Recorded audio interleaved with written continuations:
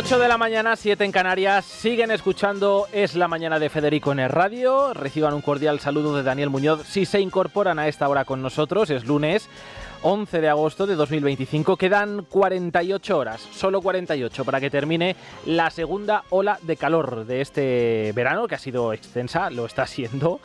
Y digo que quedan 48 horas porque al menos eso es lo que dice el último parte, el último pronóstico meteorológico que ha publicado la AEMET este domingo. En teoría, a partir del miércoles, y digo en teoría porque ya ha sufrido varios aplazamientos, a partir de ese día se espera un descenso generalizado de los termómetros que vendrá acompañado de fuertes tormentas en el entorno del Mediterráneo. Galicia, Cantabria y Baleares ya experimentan desde hoy un descenso notable de las máximas, aunque seguirá haciendo calor. La prueba es que todas las comunidades autónomas, excepto Asturias, amanecen en alerta por altas temperaturas. En Canarias se ha activado la alerta roja, así que mucha precaución en el archipiélago. Este lunes van a predominar los cielos poco nubosos o despejados en España, pero a partir de mediodía, igual que ocurriera el pasado viernes, podrían registrarse tormentas en puntos del interior, del norte, también del este peninsular, concretamente en zonas de Aragón, de Navarra, de la Comunidad de Madrid o la Comunidad Valenciana. A esta hora en la capital de España los termómetros marcan 25 grados, vamos camino de los 39.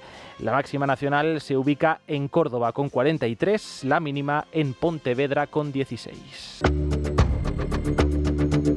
Y desconocemos si a esta hora han tomado ya desde Canarias el avión rumbo de la península los 10 menores inmigrantes no acompañados que traslada el gobierno, fruto de la orden dictada por el Tribunal Supremo hace 5 meses, que le obliga a hacerse cargo de cerca de 1.000 niños y adolescentes solicitantes de asilo. Solo sabemos que estos 10 menores son mayores de 16 años, que en su mayoría son procedentes de Mali y que van a viajar en un vuelo comercial. No sabemos qué edificio de titularidad estatal va a utilizar el gobierno para acoger a estos menores y, sobre todo, en qué comunidad autónoma y en qué municipio se ubica ese centro. Esta opacidad en la gestión es la que ha originado un enfrentamiento con los presidentes autonómicos del Partido Popular y con alguno también del Partido Socialista, como es el señor Emiliano García Paje. Entiendo que conoceremos el destino de estos menores a lo largo del día, en el peor de los casos entrada la noche, ya que la ministra de Migraciones, Elma Saiz, tiene en agenda una entrevista radiofónica,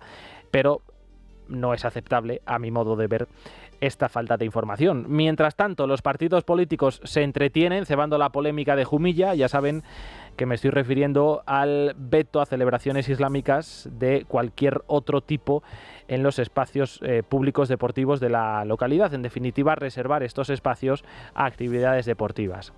La alcaldesa del Partido Popular en distintos medios de comunicación lo ha explicado por activa y por pasiva, que estos eventos van a poder seguir celebrándose con total normalidad en otros espacios públicos, no en espacios deportivos, pero ni el PSOE ni Vox parecen muy interesados en dar carpetazo al asunto. El PSOE, ¿por qué? Porque le resulta útil para venderlo como un ejemplo de las políticas racistas y xenófobas que estarían por venir en toda España si gobierna la derecha, y Vox, por su parte, lo ha utilizado para ampliar sus ataques, en este caso a la conferencia episcopal que manifestó su rechazo la pasada semana a esta decisión del ayuntamiento. Vamos a escuchar a la portavoz socialista Montse Mínguez y al líder de Vox, Santiago Abascal.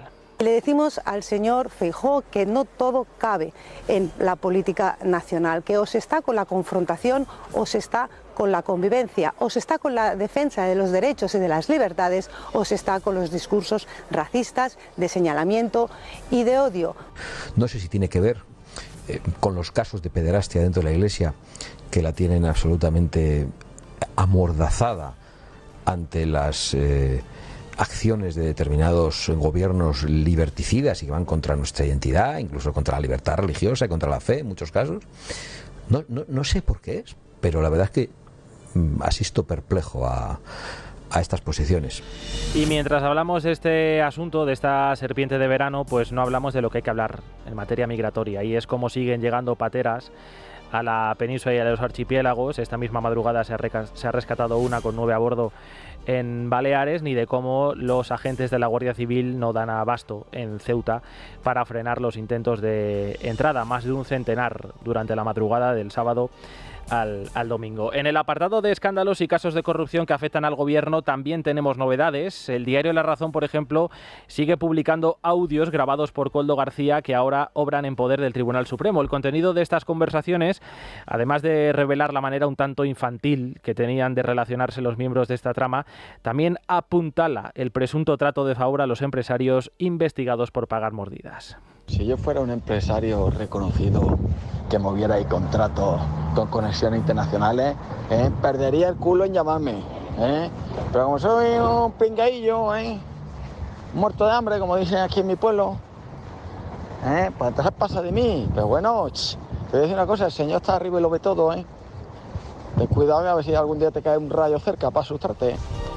Este es uno de los mensajes enviados a Koldo por Rubén Villalba, el guardia civil imputado en esta causa y que presuntamente se dedicaba a dar cobertura a la trama. Hablando de escuchas, publica hoy el diario ABC una información desde luego muy interesante.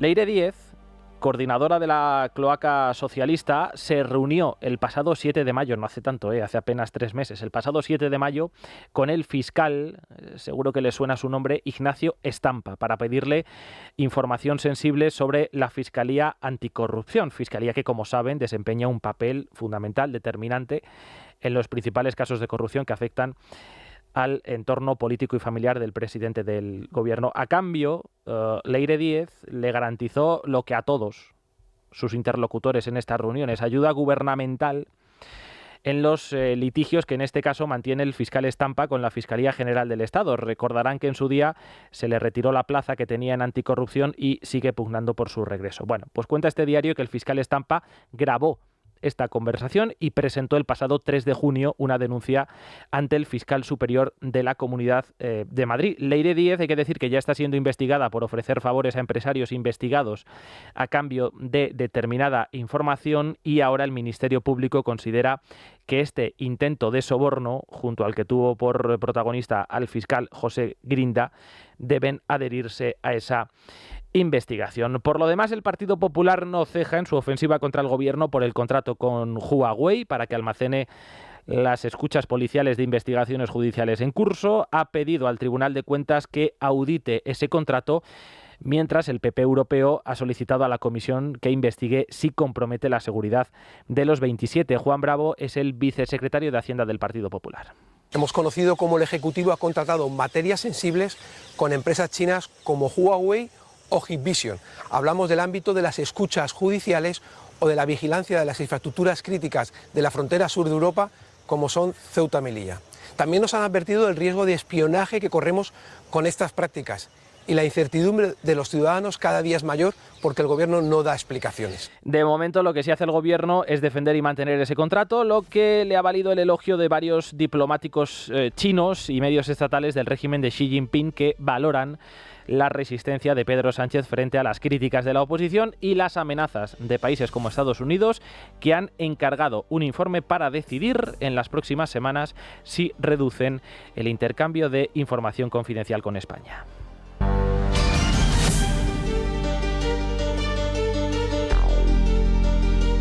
Es la mañana. Es radio.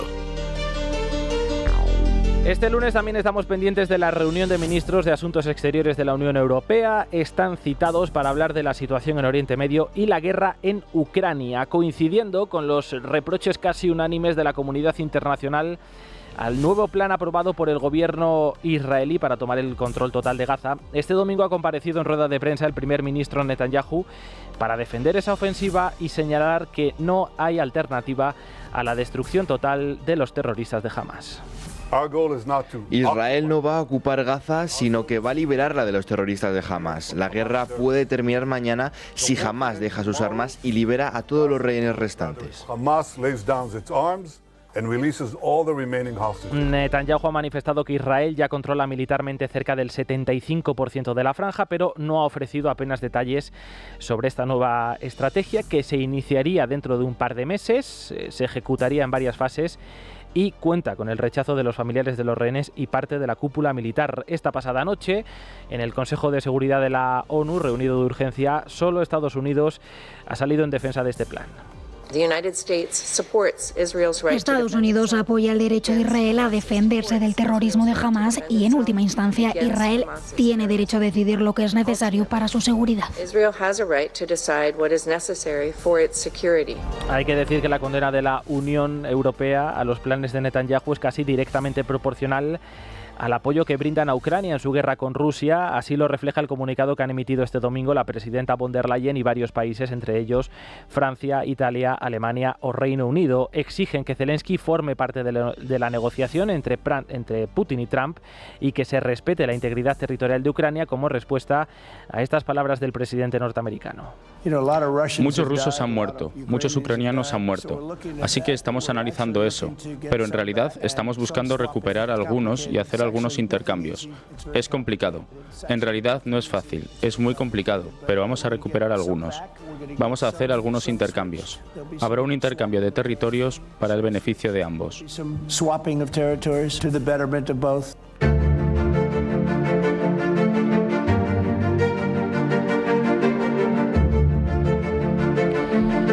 Bueno, pues para comentar estos y otros asuntos de la actualidad tengo ya la oportunidad de hablar con Florentino Portero, analista internacional y colaborador de esta casa. Florentino, ¿qué tal? Muy buenos días.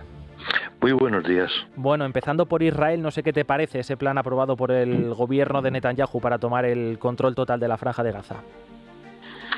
Bueno, es un plan que no tiene el respaldo mayoritario de la sociedad israelí y que a su vez es el resultado de un choque muy fuerte con las autoridades militares, que no acaban de ver el sentido del objetivo último. En términos clásicos, es decir, si jamás fuera un ejército o un Estado, el llegar hasta el final tendría todo el sentido. Es, por ejemplo, lo que ocurrió durante la Segunda Guerra Mundial.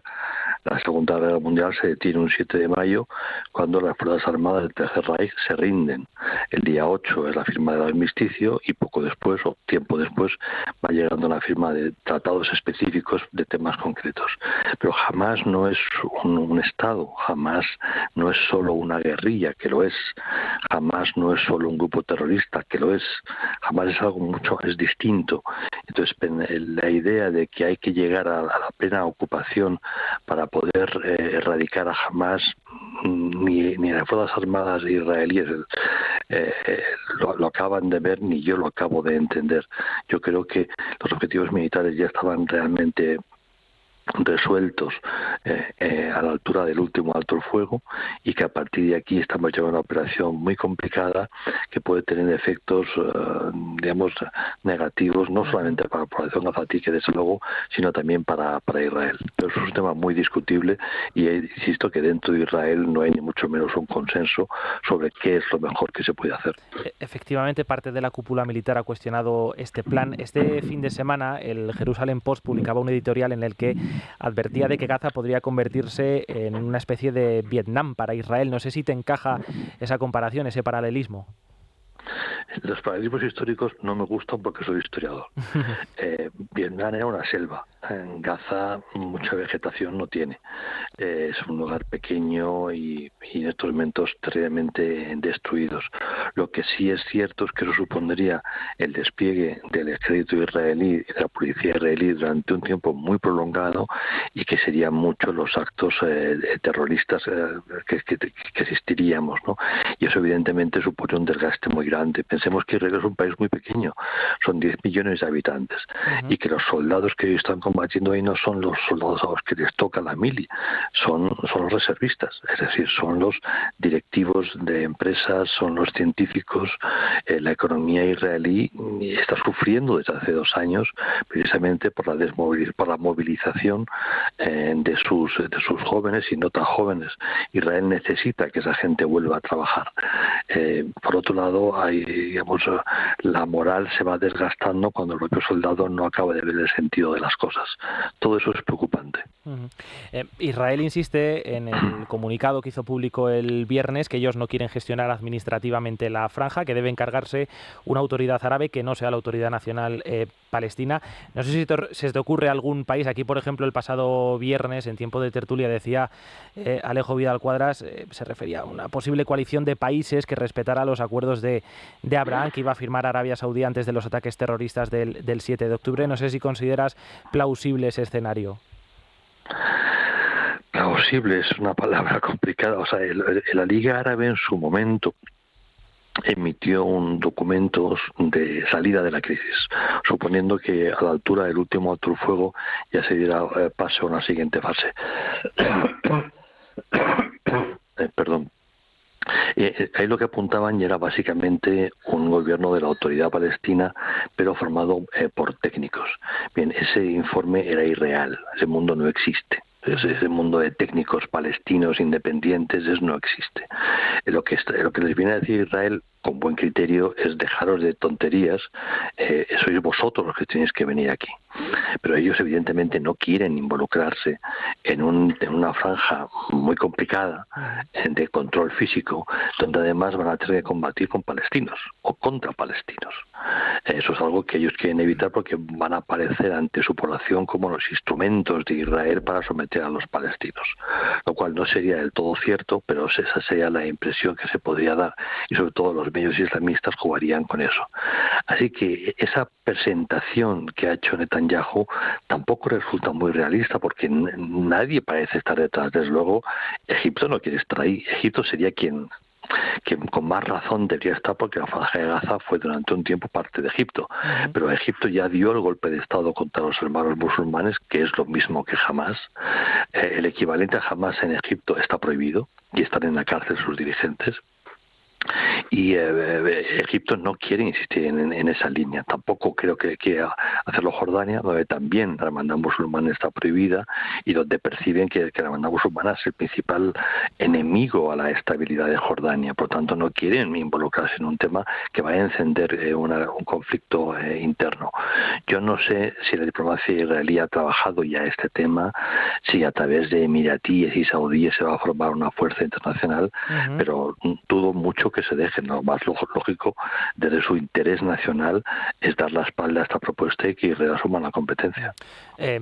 Durante las últimas 48 horas, desde que trascendió este plan, la comunidad internacional ha exigido a Netanyahu casi de manera unánime que lo detenga. El aliado más firme, no sé si casi el único en esta contienda, es Estados Unidos. Lo hemos comprobado, por ejemplo, esta madrugada durante el Consejo de Seguridad de la ONU.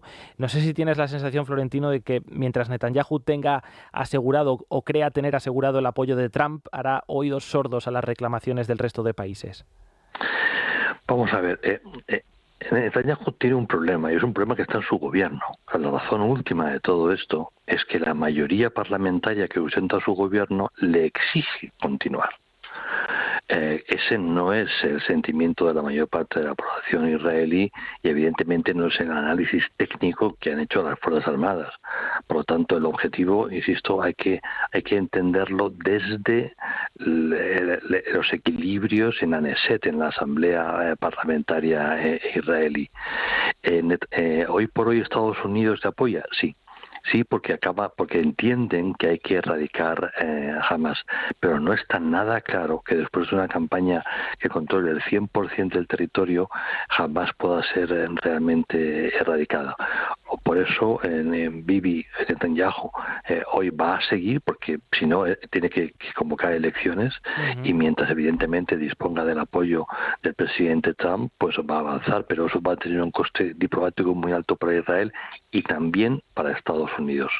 Recordemos que el entorno musulmán es muy grande en el planeta, es muy importante, por ejemplo, la presencia musulmana en el sudeste asiático. Son países que juegan un papel crítico en el equilibrio con China, y todo esto está dañando muchísimo la imagen de Estados Unidos en la región. Eso que se denomina el sur global tiene un componente musulmán alto. Para Trump eso es irrelevante. Bueno, es uno de los varios errores graves que está cometiendo Trump. Estados Unidos necesita amigos y aliados en el mundo, y todo esto está haciendo mucho daño. Por cerrar esta carpeta, hace exactamente una semana hablábamos a esta hora con Fleur Hassan, la vicealcaldesa de Jerusalén. Ella comentaba que entre los errores cometidos por Netanyahu destacaba el hecho de haber dedicado más tiempo a convencer a los propios israelíes de la necesidad de mantener la ofensiva en Gaza que a la comunidad internacional. No sé si coincides en que esa propaganda exterior no ha sido la adecuada y ha sido Hamás quien ha ocupado ese vacío. Desde luego Hamás está haciendo su trabajo. Y está aprovechando el sufrimiento de la población gazatí para hacer responsable de ese sufrimiento a Israel, lo cual no es justo y se edifica sobre un conjunto de mentiras importantes. Pero es lo que toca hacer a Hamas, y Hamas lo aprovecha, y mucha prensa internacional compra un producto averiado sin principio ético que lo respalde. Ahora, si Netanyahu ha tenido dificultad para convencer a los propios israelíes, cosa que no lo ha conseguido, mucho más evidentemente lo va a tener en el plano de la diplomacia, porque no todo el mundo lo entiende, sobre todo cuando estamos leyendo cuáles son los puntos de vista que sustentan el rechazo militar a continuar. Es muy complicado para la diplomacia israelí. Por otro lado, la diplomacia israelí nunca ha sido buena. Israel es muy bueno en inteligencia y en fuerzas armadas, pero la diplomacia israelí nunca ha sido su fuerte, entre otras cosas porque una diplomacia depende de la política interior, y la política interior israelí siempre ha estado muy dividida, ¿no?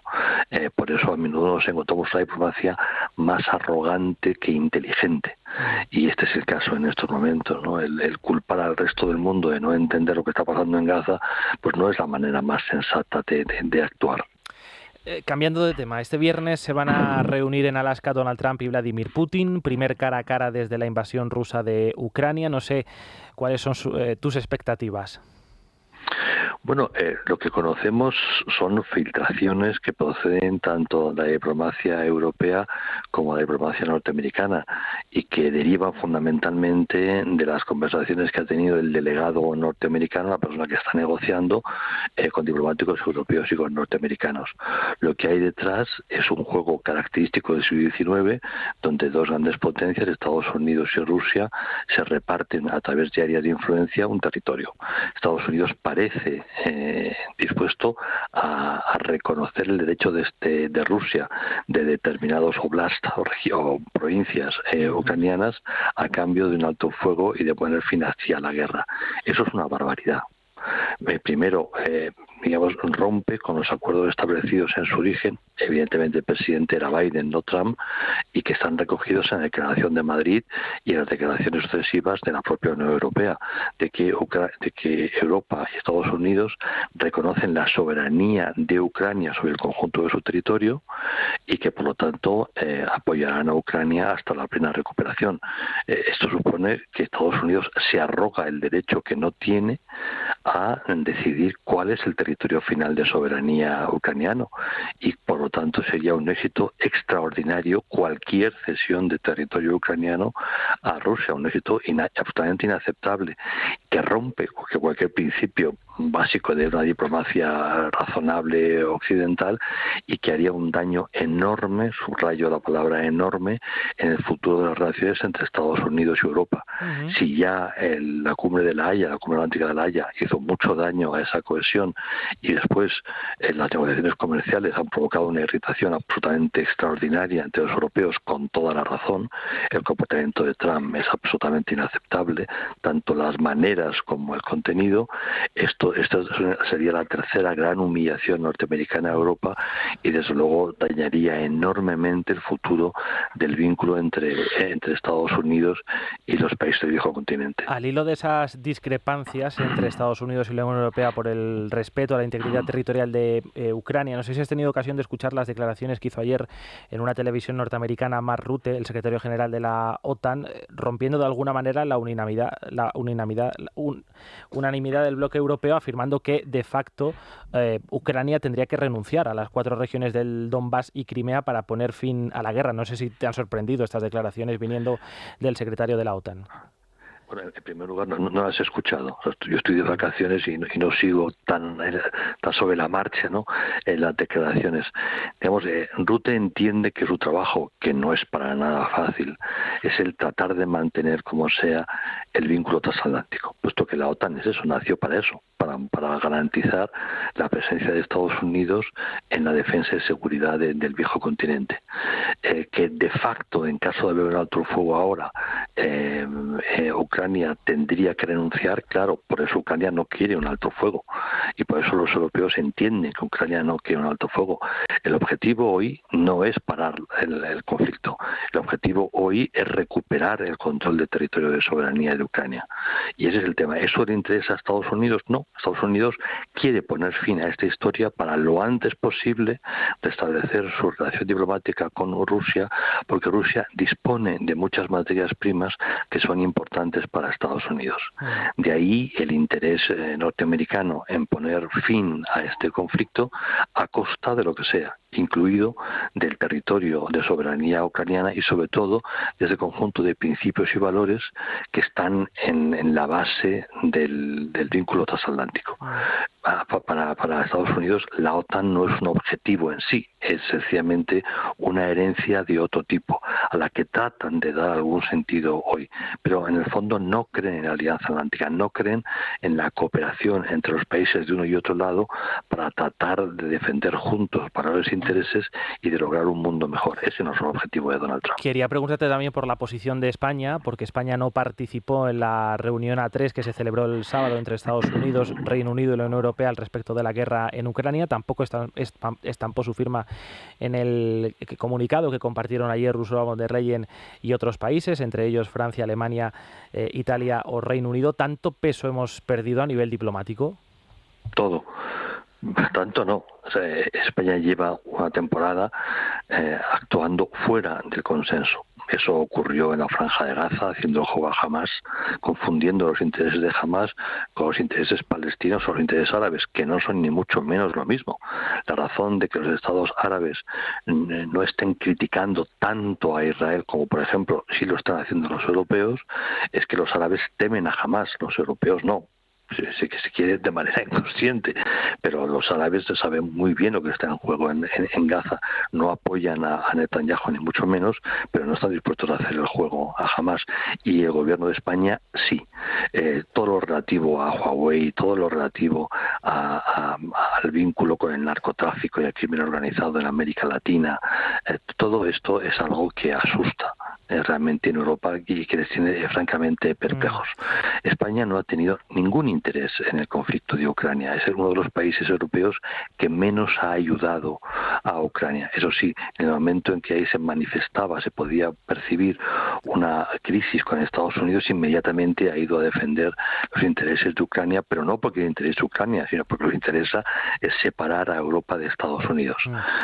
España está en el Grupo de Puebla, España está haciendo el juego a China, España no está en estos momentos en el núcleo de la política europea, ni mucho menos defendiendo los intereses y los valores europeos. Mencionas el caso de Huawei, es uno de los motivos, una de las polémicas que ha originado enfrentamientos con la administración norteamericana. Pienso también, por ejemplo, en la negativa a invertir hasta el 5% en defensa del gasto del PIB. Ahora, por ejemplo, una noticia que conocimos a finales de la pasada semana, la renuncia a comprar los caza F-35. Este fin de semana, un think tank muy cercano a la figura de Donald Trump valoraba la posibilidad de que Estados Unidos redujese su presencia, por ejemplo, en Rota, pues no sé si decir a modo de represalias. ¿Crees que ese escenario es probable, el de una menor colaboración transatlántica entre Estados Unidos y España? Yo creo que eso no es una opción de futuro, porque eso ya está ocurriendo de manera discreta. Doy por sentado que las relaciones de los servicios de inteligencia norteamericanos con el CNI se ha ido reduciendo, seguro. No lo dicen porque no lo tienen por qué decir. Igualmente en el plano diplomático, pensemos que si mal no recuerdo, en estos momentos Estados Unidos no tiene embajador en España. Y ya ha pasado un tiempo desde que Trump ganó las elecciones. Quiero decir, embajador en presencia de verdad, si la memoria no me falla. Es evidente que Estados Unidos no puede tener unas relaciones normales con España. Ahora, desmontar Rota, esa es otra historia. Evidentemente hay una alternativa que es Marruecos, y Marruecos estaría encantado, pero es una operación de mucho coste económico y que requiere tiempo. Y eso hoy por hoy no creo que esté ocurriendo. Rápidamente, dos asuntos más, Florentino. El pasado jueves entró en vigor el acuerdo comercial entre Estados Unidos y la Unión Europea. Sin embargo, horas antes Trump ya amenazaba con aumentar esos aranceles hasta el 35% y anunciaba nuevas tasas a los chips y a los semiconductores. No sé si piensas que ha pecado de ingenua la Comisión Europea con este acuerdo, en esta negociación. No ha pecado de ingenuo porque no tiene opción. En realidad es una falsa negociación. Los aranceles son siempre unilaterales. Es el impuesto que un Estado coloca a todo el producto que entra en su territorio. Por lo tanto, lo que ha tratado la Unión Europea es, a través de una negociación, tratar de moderar y llegar a algún tipo de acuerdo. Pero finalmente el arancel es puramente unilateral. Yo no soy precisamente ni un admirador ni un defensor de la señora von der Leyen, que me parece un desastre. Y su anterior mandato, su anterior quinquenio al frente de la Comisión fue un desastre. Pero en este caso me parece injusto criticarla porque no tiene margen. Sencillamente ha tratado de aplacar a Trump y de llegar a algún acuerdo que suponga que no sean tan altos los aranceles. Estamos ante un giro histórico de la política comercial de Estados Unidos. La política comercial es parte de la acción exterior de Estados Unidos. Esa política comercial es coherente con la política exterior y la política de defensa que Trump está imponiendo. Estamos hablando de unilateralismo, estamos hablando de nacionalismo, estamos hablando de proteccionismo. Es una vuelta al neomercantilismo de hace muchísimo tiempo, en el que Estados Unidos cree. Yo creo que Trump se está equivocando, pero es un problema de los norteamericanos, no nuestro. A nosotros eso nos va a hacer mucho daño durante un tiempo, y sobre todo lo que pone de manifiesto es que nuestra estrategia, que era una estrategia muy, digamos, basada en las ventajas de la globalización y de la especialización en la producción de elementos por distintas regiones del mundo, todo eso se está en estos momentos acabando, y por tanto Europa tiene que reaccionar a una velocidad de vértigo para ser capaz de lograr una mayor independencia económica de Estados Unidos. Eso es muy difícil, pero no queda otro remedio. Al hilo de la ofensiva que ha puesto en marcha Estados Unidos contra los narcotraficantes en América Latina, ha elevado la recompensa por Nicolás Maduro y ha aprobado intervenir militarmente en potencias extranjeras para combatir al narco. ¿Abre la puerta a una intervención militar en Venezuela, dado que considera a Maduro el líder del Cártel de los Soles? No solo Venezuela, México está más cerca, y los países centroamericanos son objetivo, desde luego. O sea, sin duda, la orden es clarísima. Y es más, esa orden va acompañada de un conjunto de medidas por el cual las Fuerzas Armadas han recibido el mandato claro de colocarse a las órdenes de la autoridad competente, en este caso, para fijar objetivos y acabar con ellos. O sea, que mañana haya un bombardeo en una selva acabando con determinados laboratorios, o que vuelen un edificio a la manera de Israel en el Líbano, donde esté concentrado los líderes de una organización criminal, todo eso es normal. Por lo tanto, que mañana se vuele el Estado Mayor venezolano en Caracas, a nadie le debería extrañar. Evidentemente, no solamente el Cártel de los Soles, sino también el Tren de Aragua, son dos instrumentos del poder del gobierno venezolano y son parte del crimen organizado y el narcotráfico. Y esas dos organizaciones criminales se dirigen desde el gobierno, una más que otra. El Cártel de los Soles, el Sol es el símbolo del ejército bolivariano. Se llama Cártel de los Soles porque es el cártel que dirigen las Fuerzas Armadas bolivarianas, que son un instrumento del narcotráfico. Y esas Fuerzas Armadas están a las órdenes de Maduro. Por lo tanto, sí, todos esos son objetivos militares de Estados Unidos, y sí, las Fuerzas Armadas norteamericanas han recibido un claro mandato del presidente. Florentino Portero, analista internacional y colaborador de esta casa, un placer hablar contigo, como siempre. Un saludo y muy buenos días. Encantado, muy buenos días.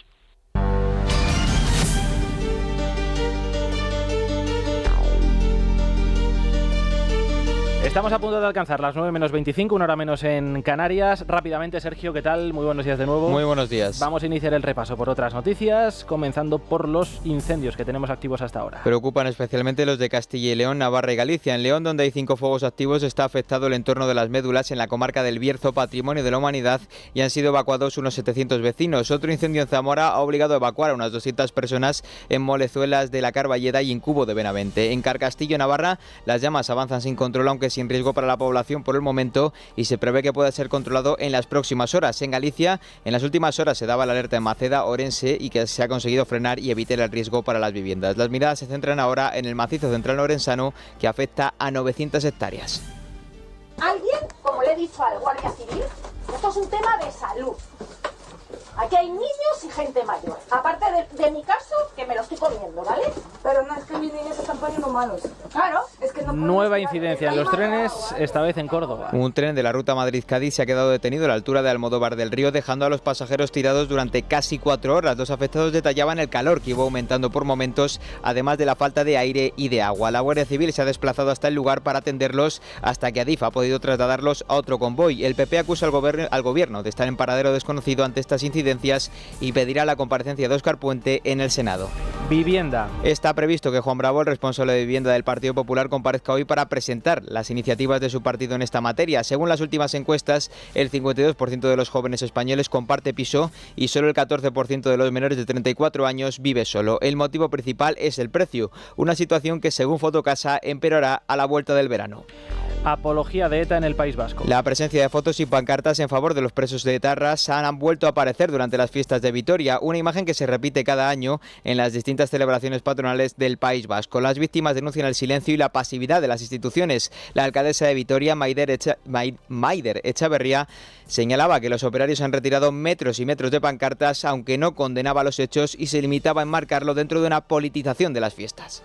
A mí con este tipo de pancartas que algunos colectivos han puesto cada día, pues decirlo, no, es que no me gusta que se politicen las fiestas, es que las fiestas son de todos y de todas, y más allá de la intención política que tengan algunas personas, reivindicar que estas fiestas son de todas las personas que vivimos aquí, de todas las personas que vienen a visitarnos, y por lo tanto no me gusta en ningún caso que se politicen las fiestas. Avanza la investigación de lo ocurrido en la mezquita de Córdoba. Los bomberos y las autoridades señalan que las consecuencias del incendio en la mezquita de Córdoba podrían haber sido mucho peores. Las primeras investigaciones apuntan que la causa pudo ser una barredora mecánica. El alcalde de Córdoba habla de compartir los gastos en la reparación. Desde el PSOE, sin embargo, critican esta postura, asegurando que quien tiene que costearlo son los responsables.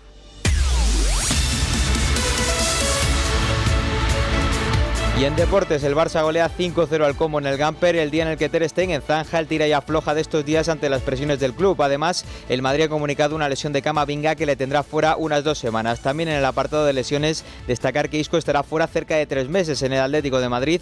El delantero italiano Raspadori llega esta semana a la capital para firmar por los rojiblancos. Nombre propio el del piloto español Alex Palou, campeón de la IndyCar por 4ª vez, y en tenis Alcaraz se mete en 3ª ronda del Master 1000 de Cincinnati. Es la mañana. Es radio.